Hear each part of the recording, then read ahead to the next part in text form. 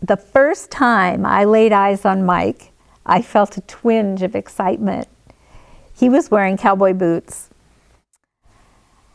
I believed he possessed 99.9% of everything I ever dreamed of. I felt cherished, and I was the happiest woman on the earth. I remember that evening that I asked Charlotte to marry me, and when she said yes, I felt like the luckiest guy on the planet. It was like I had won the emotional cosmic lottery.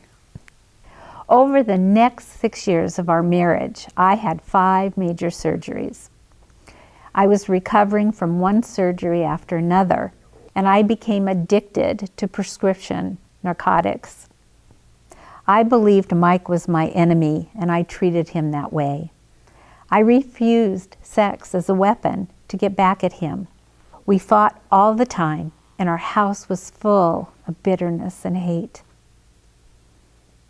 I allowed my negative self-talk to create dismal scenes of Charlotte as my enemy, not as my lifelong partner. I often allowed my frustration to build into anger and then turn into fits of rage. And I'd yell at her at the top of my lungs, often belittling her with sarcasm. I had been praying for help.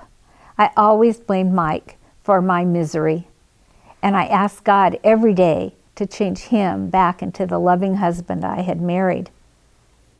Then one day in the back of a church hall, I found my answer. I found a Retrouvaille brochure. I didn't realize I had God's answer in my hand. I still suffered another year before I finally made the call to Retrouvaille. Retrouvaille showed me how to change my life. Our Retrouvaille weekend was an incredible experience for me. My strongest feeling now is confident. You see, before Retrouvaille, we didn't know what we were doing.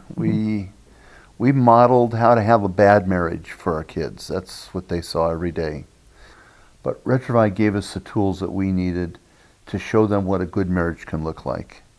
And I'd have to say that we're now much better role models for our 2 kids.